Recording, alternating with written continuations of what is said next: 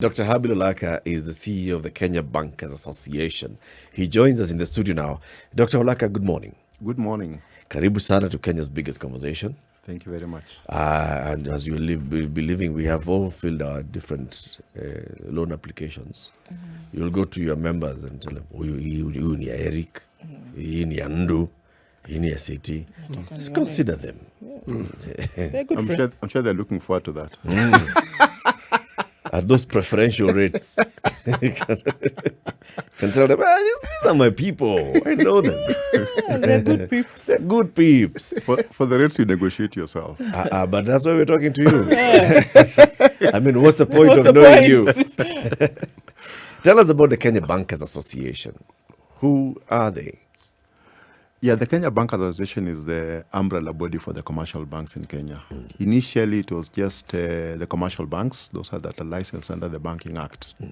But over time, the players in the banking sector certainly were more than just those licensed by the Banking Act. So the Governing Council of the Kenya Bankers Association did make a decision to amend our constitution to allow other entities playing within the banking space but not licensed under the Banking Act to become members. So, for example, those licensed under the Microfinance Act, which are the microfinance banks, are now eligible to become members. And so our membership has grown from just commercial banks to microfinance banks. Deposit-taking microfinance. Deposit-taking microfinance banks, yes. Okay. SACCOs, no. SACCOs, no. They have got their own umbrella body. Okay. So what do you do at Kenya Bankers Association? Is it for advocacy or is it? Yes, our main SACCO? Our main mandate is advocacy. Right. So we do engage the various policy stakeholders in our environment to ensure that the policy environment evolves in a way that is conducive for our members to play their role. So we engage, for example, the National Treasury, we engage the Central Bank as a regulator, we engage parliamentarians because parliamentarians can come up with laws that can affect your landscape in different ways. We engage consumer public, we engage various stakeholders that can in any way influence the policy environment within the bank, within which the banks operate. That's our main mandate, but we also do, because of our position in terms of getting feedback from the consumers, we then do help the banks come up with initiatives that jointly try to address those concerns or issues that come from the consumers. So, for example, we have had the likes of a check truncation project, which was based on feedback from the consumers.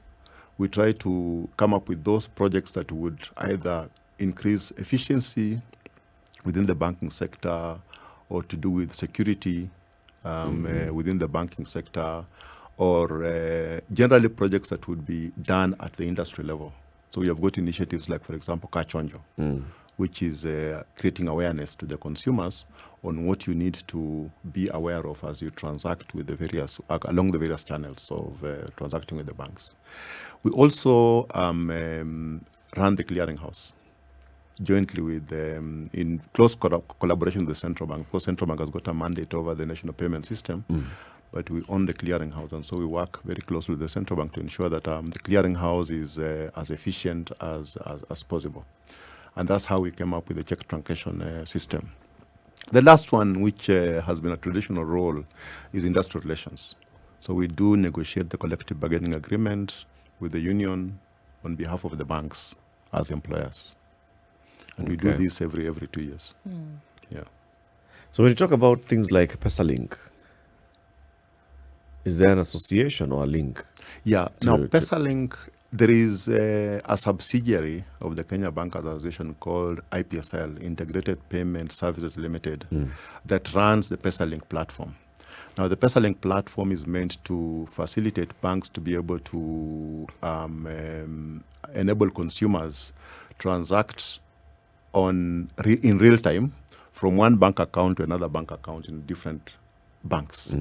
So, like, for example, I could transact by moving money from my account to your account in real time in separate banks.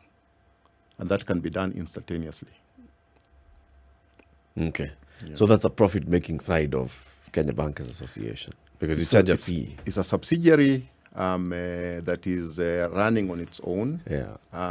Yes, it can make profits, but it hasn't made profits yet. Why? Why has it Because not it's made still profits? it's still at the initial stages. It has just right now.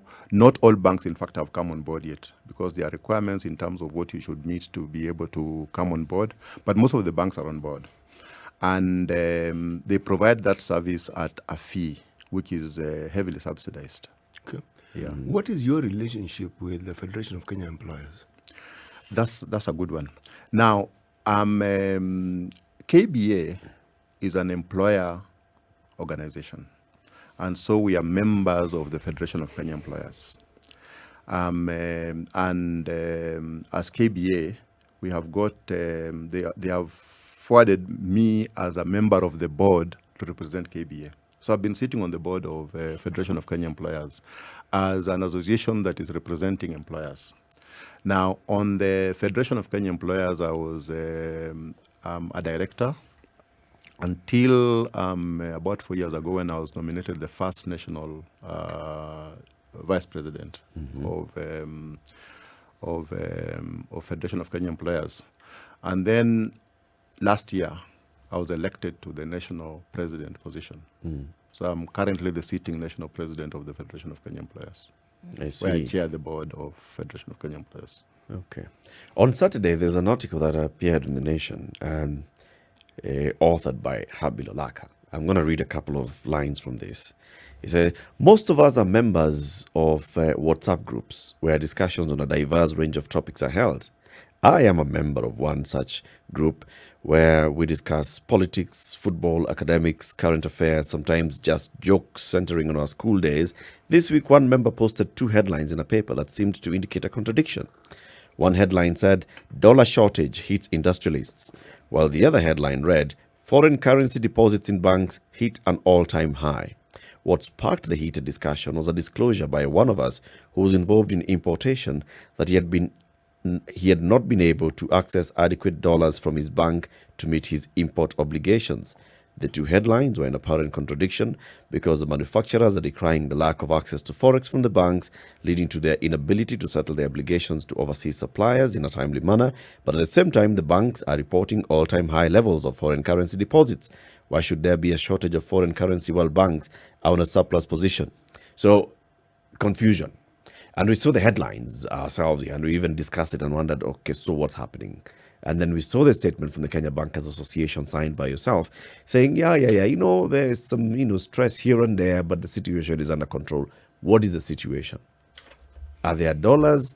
Is there a surplus of deposits with banks for dollars? And then why are importers not able to access those dollars? Yeah, I mean, it's, I think, a very topical subject. And I think, first of all, let's just understand the basics of what banks do. Okay. Banks pick deposits from customers and use those deposits to lend to customers. And they also try to ensure that you maintain the currency matching. So, and why I'm saying this is because you then can pick deposits from customers in dollars, and you lend in the same currency in dollars to customers. But now, so banks by themselves don't own the dollars. It's customers who earn dollars that the same dollars they can sell to those customers who need dollars to be able to use for their respective, needs. Now, where do we get dollars from in the country? Most of it is generated by entities that are in the export business. Mainly our main exports would be agricultural produce, coffee, tea, horticulture, and also we have quite some strong revenue flows coming in from diaspora, remittances from the diaspora. That actually has been fairly strong. It has been growing very strongly. Even during the COVID days, it did not go down as expected. It remained fairly strong. And we're talking about $300 million a month, which is quite some significant amount. And then, of course, there are these small amounts that come in. For example, NGOs that are financed from externally. They get their funding in dollars. So those will be the revenue flows that come into the accounts in dollars. Banks will maintain that as a liability in terms of the fact that that's money owned by a customer for which the customer has got access to those dollars on demand. Now, on the other hand, you will have the actual cash. That actual cash has got to be matched with the liability, so that you do not sell those dollars unless the customer is the one selling. Now, how the dollars become available to the people who are in need of the dollars, and the people who are in need of dollars are who?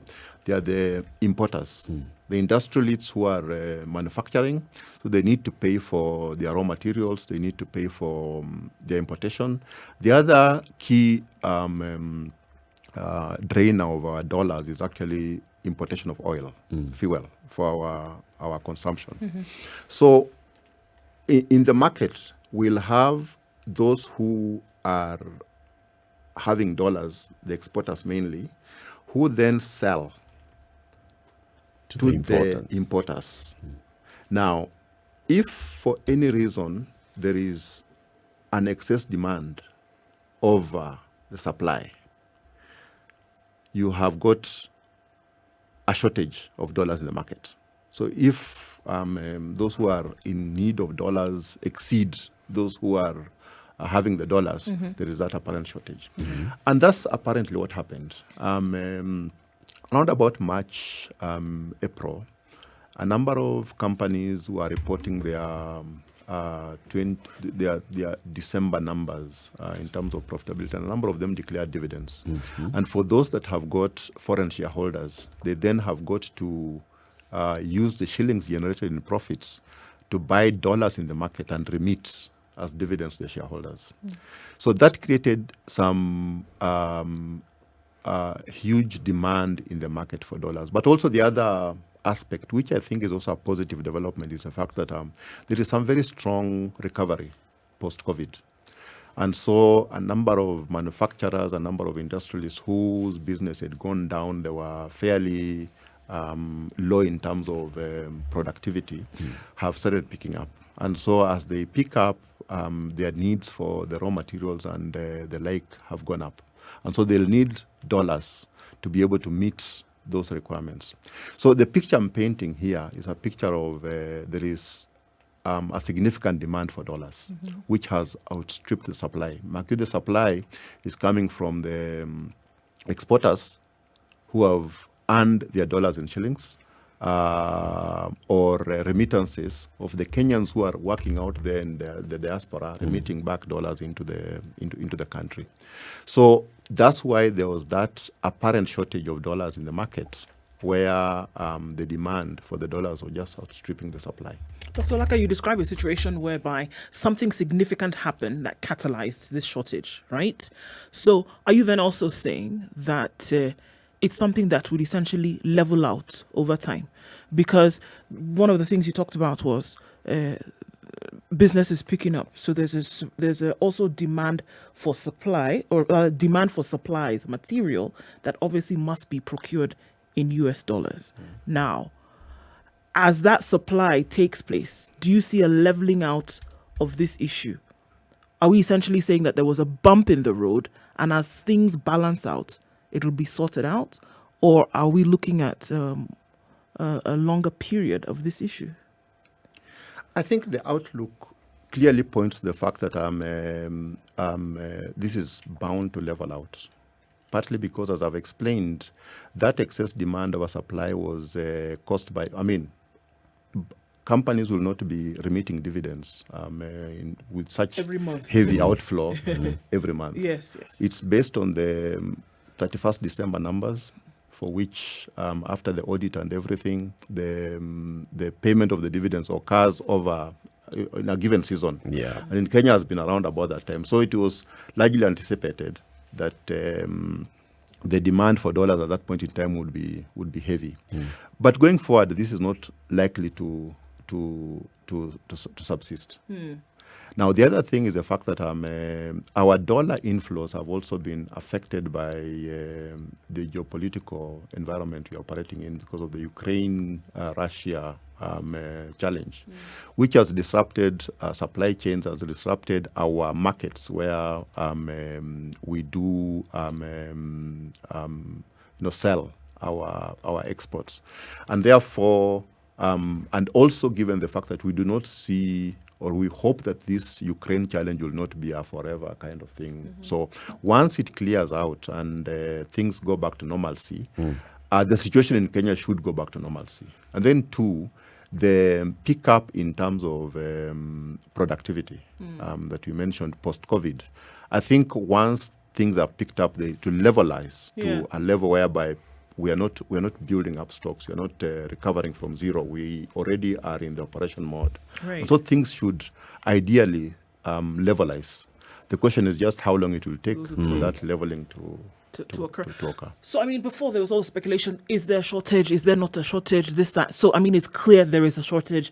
The answer is yes, there's a shortage today because of some of the factors that you've mentioned, right? So, in the interim, before we see a leveling out of this situation, what happens now? What does it look like that would be maybe a few more uncomfortable situations, whether it be for the buyers and or the sellers, demand and supply?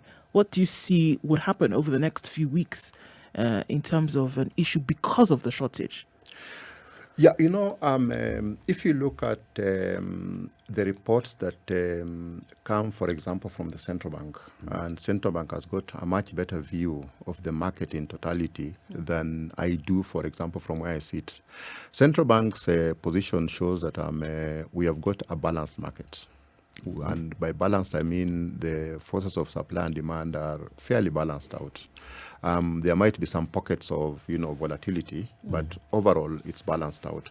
And what does this mean? It means that there are as many dollars coming in as it's flowing out.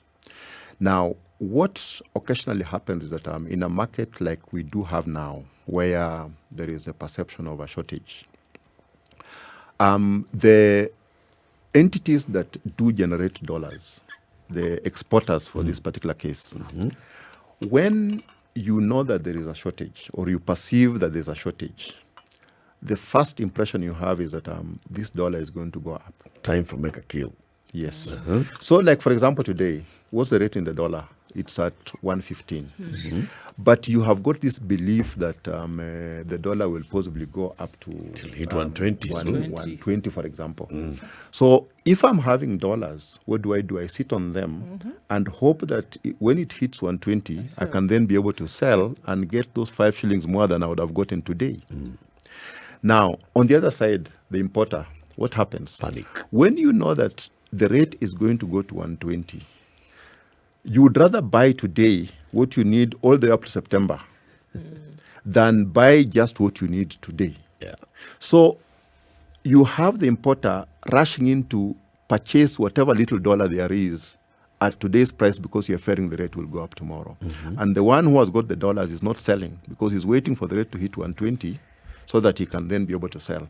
And the action of these two players just create an acute shortage of dollars in the market. We don't actually have a shortage. What has happened is that the one who has them, who should be supplying the one who needs them, has held on to them. The one who needs them is taking more than he actually needs. Just because of speculation. Because of the speculation, you see. And the critical thing is the fact that the price of the dollar in the market is driven by two things. There's the fundamentals in terms of what is coming and what's going out. And then there is the sentiments and that's what I was trying to draw the parallel of today the dollar is at 115, but the sentiments are driving to the fact that it will be 120. So, and that can drive the dollar rate in the market. Now, what we need to do is to be able to cool these players down to tell them, hey, guys, the dollar is not going anywhere. It's remaining there. Now, when you have got your dollars at 115 and you don't need them, because most exporters actually don't need the dollars, their expenditure is in shillings. Yeah. So they have got to convert the dollars into shillings to meet their normal expenditure. And they don't want to convert them at the prevailing rate because they believe They can it's make going to more. go up. But if they believe that the market is not going anywhere, they'll sell them at 115, and everything goes. So the purchaser will be able to get them at the market rate. The seller is getting them at the market rate, and everything cools down. Dr. OLAKA, something that I find a bit confusing though. The central bank is supposed to be the banker for banks. Yes. Now, I need to understand, do banks have dollar reserves? Does a central bank have dollar reserves? Why I ask the question is, if such things are things that the market can actually foretell, people like you who understand banking can tell that when such an issue arises, we are likely to see some upheaval, some movement here and there. Now, to be able to forestall this, that's where I would argue that the role of the central bank comes in. So my question again, does the central bank keep dollar reserves? Do banks keep dollar reserves? Or do they just rely on what the account holders and people who have accounts with them bring in or take out?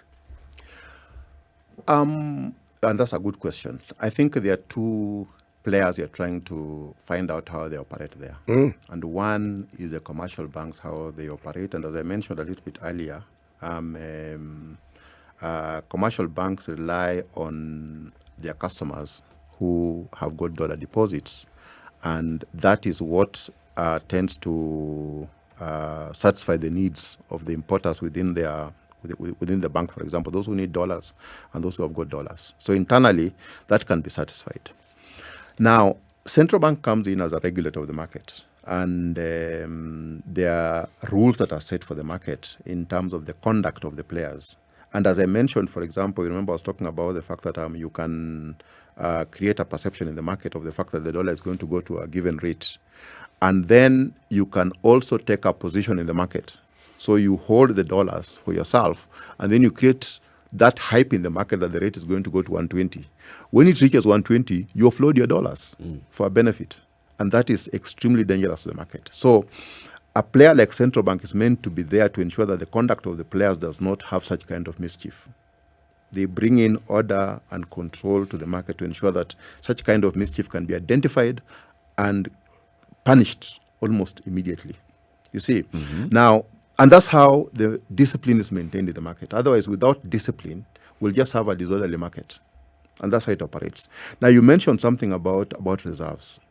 Now, central bank has reserves, you see, and in fact, the law requires them to have reserves up to a given multiple of our import needs. So they will normally have, I think it's about 4 times our monthly, import bill. So they cover up to 4 months.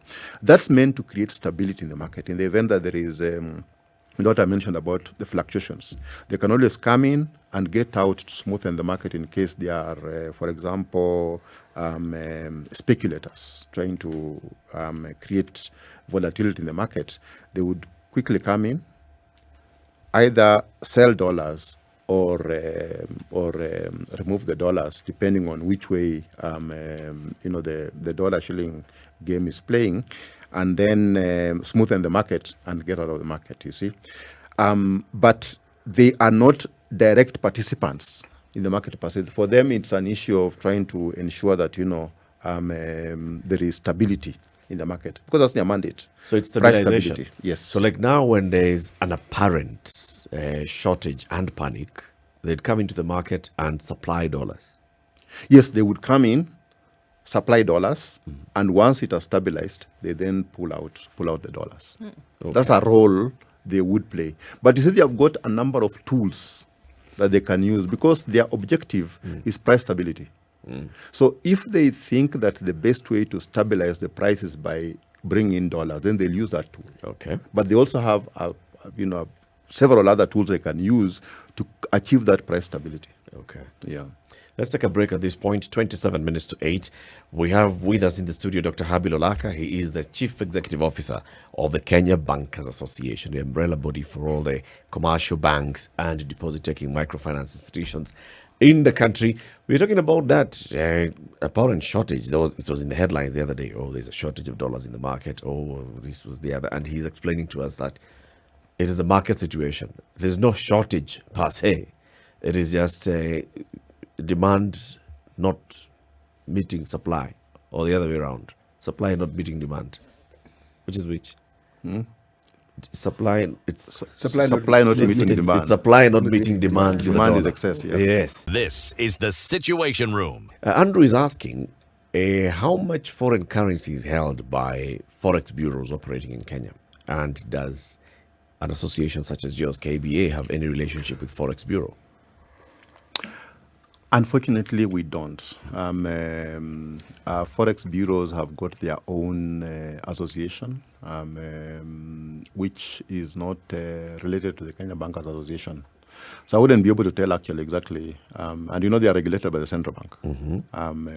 And central bank would have a fairly good picture of how much foreign currency they are holding at any point in time. But they're not members of the Kenya Bankers Association. Okay. Why did you say it's unfortunate? Unfortunate because the question was addressed to me and I'm not able to answer.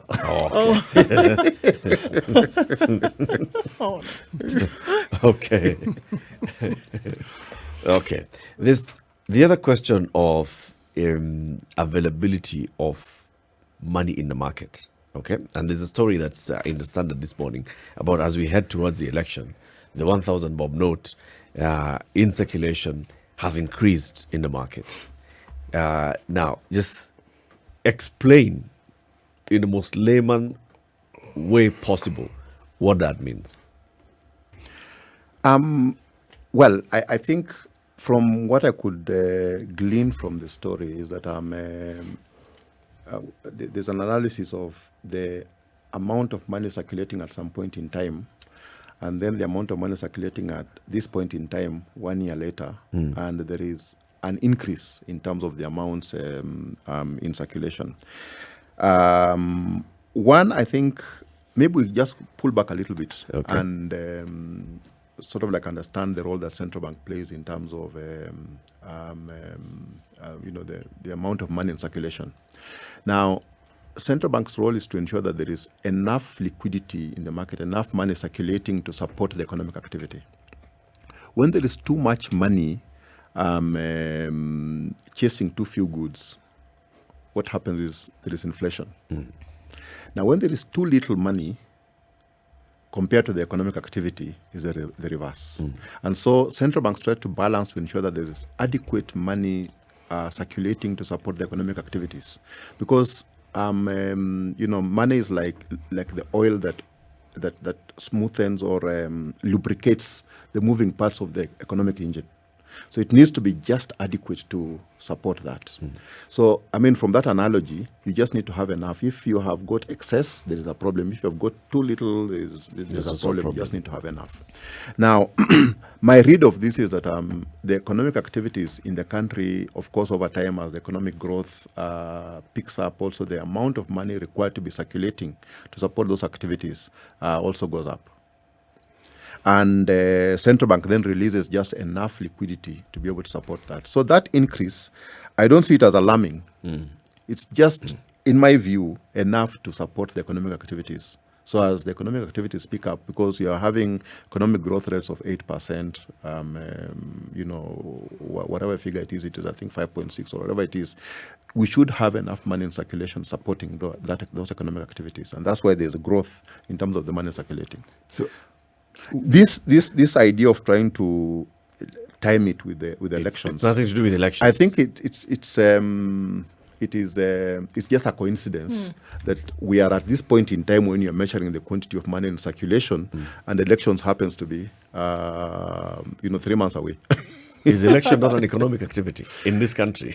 Yes, it also does in a way affect the amount of money in circulation, but I was looking at it from the economic activities rather than just purely for the election. It's not a 92 the case transactions. of the Jirongo notes and Actually, it is infinitely more than that.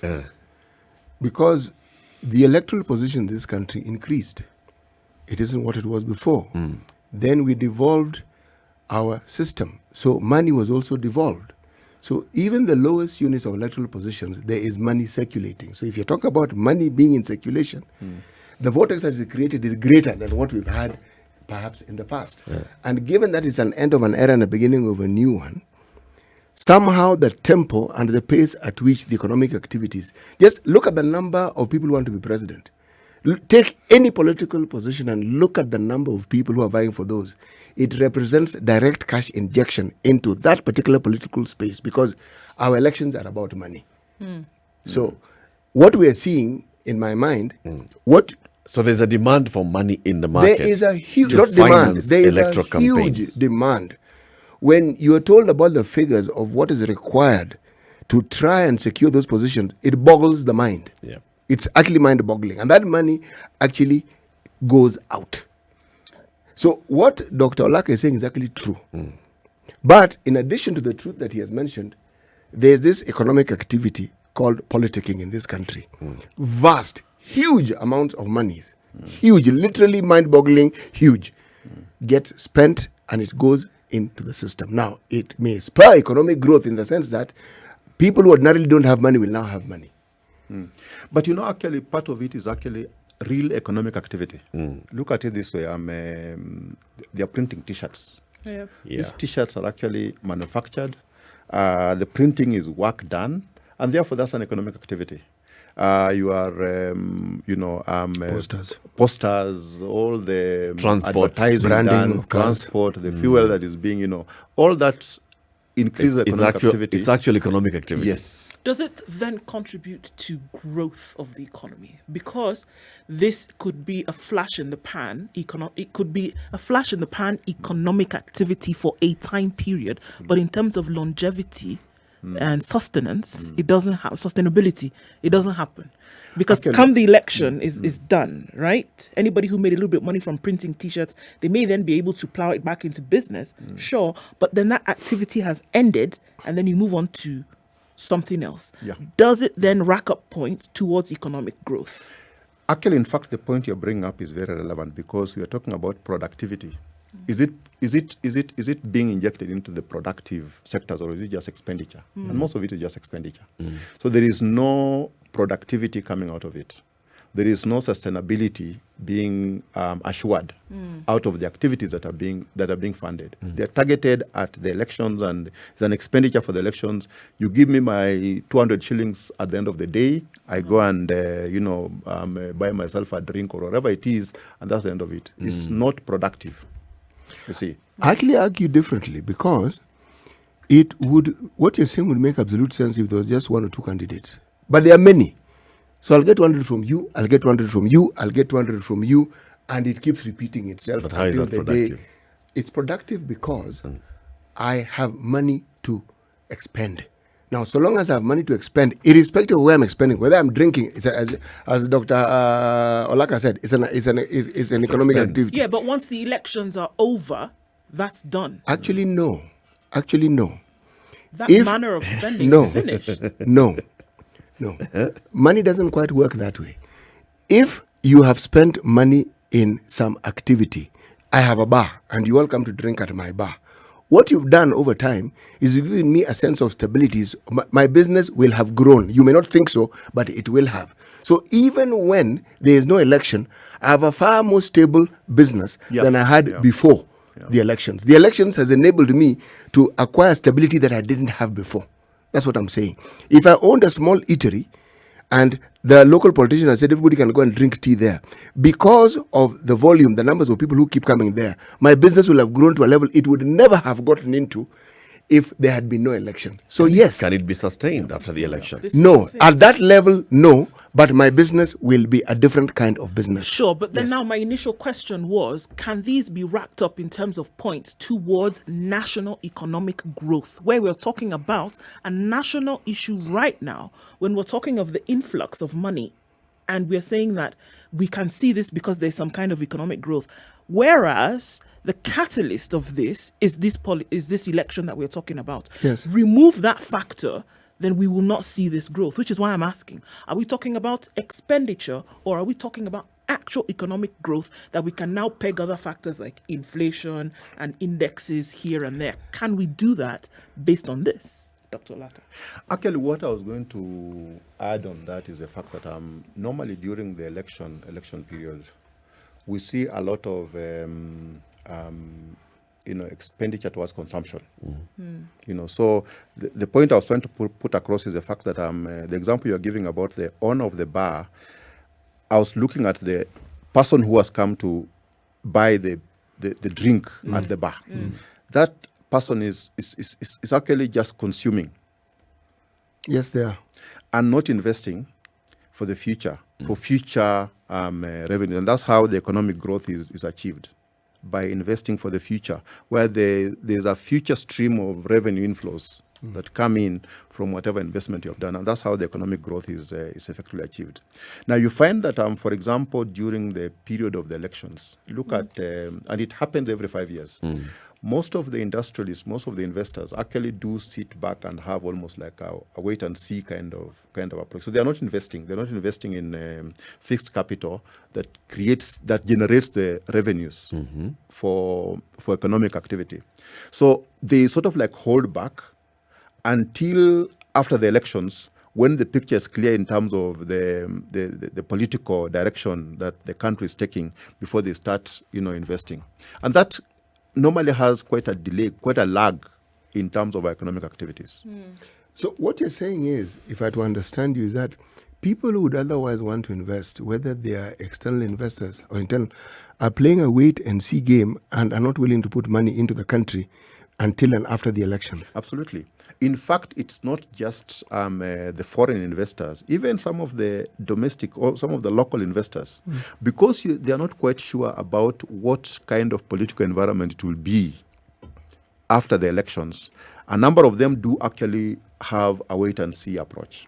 And our gospel has always been to them the fact that let's separate politics from business. Let's separate politics from investment decisions. Politics will always be there, but the investment decisions you are talking about, investing for the future, for the next 5, next 10, the next 15 years, and therefore that decision should not be held back because of the politics of the day. Because of an event. Yes. And because of the fact that they are worried about, for example, what we had in terms of post-election skirmishes. What we need to assure them is the fact that that will not recur. So as long as they have got that confidence of the fact that there's unlikely to be political developments that will threaten their business, they would gladly invest almost like aloof to what's happening on the political Dr. side. OLAKA, does data support that view? Because what you're saying makes sense to me. But I'm asking the question, if the actual data regarding maybe, you may not be in a position to know the central bank and other people who may be, but I'll tell you why I asked this question. When I talk to people who are in the business sector, chambers of commerce in this country and embassies and the sectors within the embassy that deal with business, literally every embassy, foreign embassy we have in this country, record an increasing number of countries that are nestled in their country doing business in Kenya. Since 2017, the numbers keep increasing. Now, I'm asking this because the understanding was, as we approach an election, people are, exactly as you say, they are afraid. They are cautious. They don't know what will happen. But if I look at the activities up until even the end of last year, the numbers are not going down.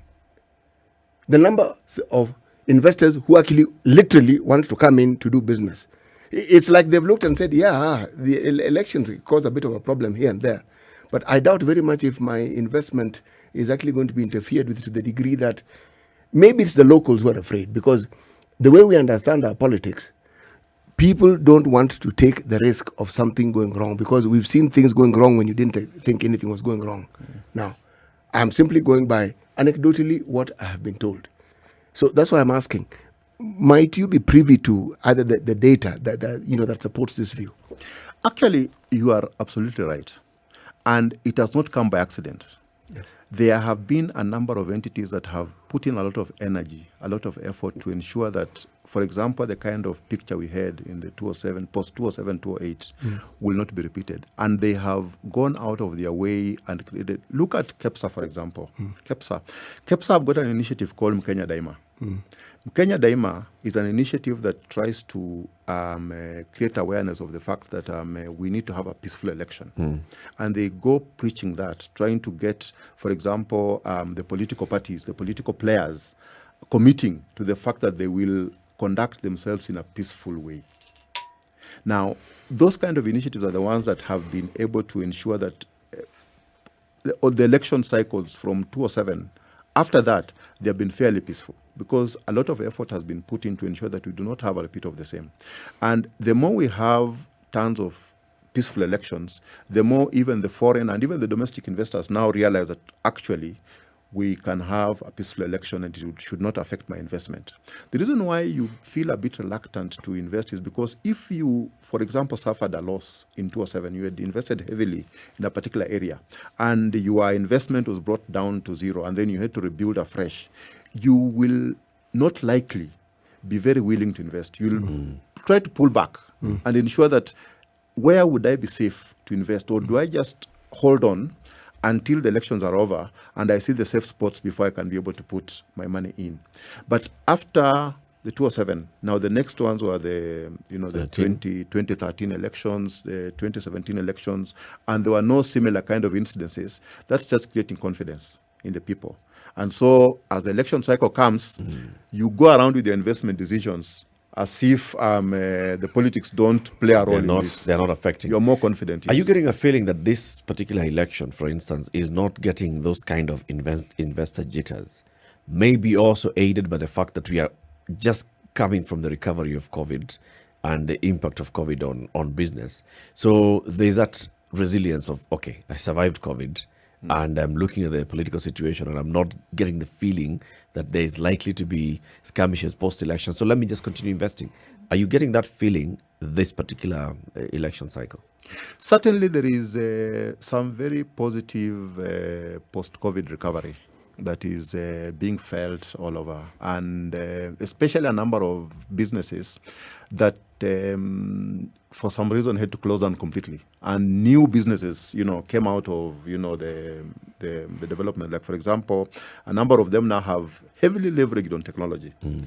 The digital explosion that has hit the country after the COVID experience has been significant. And even in the banking sector, we can feel it. Initially, it was more or less like an inconvenience. You feel like we are moving in a direction that you have not quite prepared ourselves to. But there we were, we went for it. And now we are beginning to see reaping the benefits. We talked about profitability in the banking, and one of the factors that actually contributes to the profitability is that digitization, right? Which was a major contributor. And it's not just banking. I think a number of entities have found that it's now easier to reach the customer through the digital channels than the original where you had to go to physically in the customer. And your costs have significantly come down, which shows down in your bottom line. So I think even as the elections approach, it's important for us to know that there's a very strong recovery, and elections may not be quite the influencing factor in terms of the decisions you are making.